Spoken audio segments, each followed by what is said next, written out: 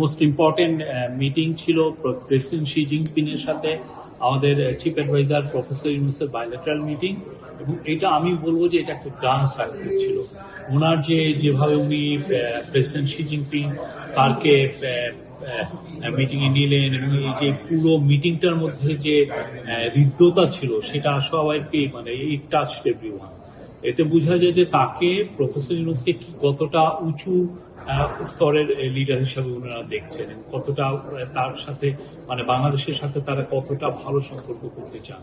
তো প্রফেসর ইউনূস তার বক্তব্যে চায়নার সাথে বাংলাদেশের যে হিস্টোরিক্যাল যে কানেকশন সেগুলো বলেছেন। এবছর যে আমাদের সাথে চায়নার যে ডিপ্লোম্যাটিক রিলেশনশিপের 50 বছর পূর্তি উপলক্ষে সেটা বলেছেন, এবং চায়নার সাথে আমাদের যে সমস্ত ইস্যুগুলো আছে, যেগুলো বিষয়ে আমরা চায়না সত্যিকার অর্থে সাপোর্ট চাচ্ছি, সেই বিষয়গুলো উনি বলেছেন।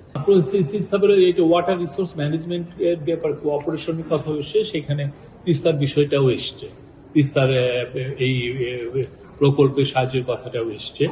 এবং সবচেয়ে ইম্পর্টেন্ট যে জিনিস, যে প্রত্যেকটা বিষয়ে চাইনিজ প্রেসিডেন্ট পজিটিভ কনসিডারেশনের কথা বলেছেন। উনি বলেছেন যে প্রফেসর ইউনূসকে এবং তার গভর্নমেন্টকে তারা ফুল সাপোর্ট দিচ্ছেন। পুরো ভিজিটের একটা অন্যতম দিক ছিল যে চাইনিজ ইনভেস্টরদেরকে বাংলাদেশে ইনভাইট করা।